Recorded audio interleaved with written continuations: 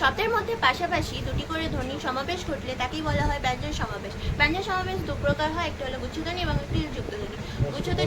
গুচ্ছধ্বনি হচ্ছে যেটা শব্দের পূর্ববর্তী সঙ্গে যুক্ত হয় এবং শব্দের সঙ্গে সমাবেশে যুক্ত হয়ে থাকে এবং শব্দের পূর্ববর্তীতে যুক্ত হয় এবং শব্দের পরবর্তীতে যুক্ত হয়, তাকে বলা হয় তখন ব্যঞ্জন সমাবেশ, তখন তাকে বলা হয় গুচ্ছধ্বনি। গুচ্ছধ্বনি যেমন হচ্ছে অবস্থাতে অবস্থার স বয়ের সঙ্গে পূর্ববর্তীতে বসেছে এবং ধ আয়ের আ স্বরধ্বনির পরবর্তীতে বসেছে, তাহলে এটা হচ্ছে গুচ্ছধ্বনি। গুচ্ছধ্বনি যেমন তিনটি ব্যঞ্জন সহ গুচ্ছধ্বনি হচ্ছে, একটি হচ্ছে শস্ত্র, অস্ত্র প্রভৃতি, এবং এর মধ্যে চারটি ব্যঞ্জন সহ গুচ্ছধ্বনি হচ্ছে সংস্কৃত। তারপর হচ্ছে যুক্তধ্বনি। যুক্তধ্বনি হচ্ছে যে শব্দ ব্যঞ্জন সঙ্গে একসঙ্গে বসতে পারে না এবং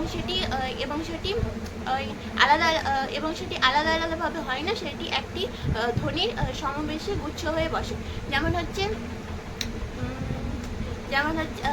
একটা হচ্ছে যুক্ত হয়ে বসে, তো যেমন হচ্ছে সন্ধে প্র ত্র প্র ত্র প্র প্রভৃতি। এবং এছাড়াও আমরা ইংরেজদের কাছ থেকে আরো সব যুক্তধ্বনি শিখে এসেছি, যেমন হচ্ছে ট্রা, ত্র আর ফ্রি, এইসব হচ্ছে যুক্তধ্বনি। আমরা 28টিরও বেশি আমরা যুক্তধ্বনি ব্যবহার করে থাকি। 2025-এ যে ভিডিওটা এখনই দেয়া হলো, যে উদাহরণ সহযোগী গুচ্ছধ্বনি এবং যুক্তধ্বনি পরিচয় দাও, এর আগের দিন বলা হয়েছিল ধ্বনিমূল এবং সহধ্বনিমূলের সম্পর্ক নির্ণয় করো। এই প্রশ্নটা 1 নম্বর এবং 2 নম্বর দুটি করে উদাহরণ সহযোগে গুচ্ছধ্বনি এবং যুক্তধ্বনির পরিচয় দাও। এটা ধ্বনিতত্ত্ব থেকে এই দুটোর মধ্যেই 2025-এ 100% আসবে।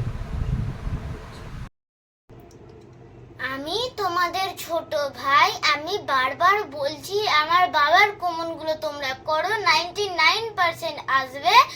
ও তোমরা অনেকে ভিডিও দেখছো কিন্তু লাইক আর সাবস্ক্রাইব করছো না। তোমরা লাইক এন্ড সাবস্ক্রাইব করে আমার বাবার চ্যানেলটাকে একটু এগিয়ে নিয়ে যেতে সাহায্য করো।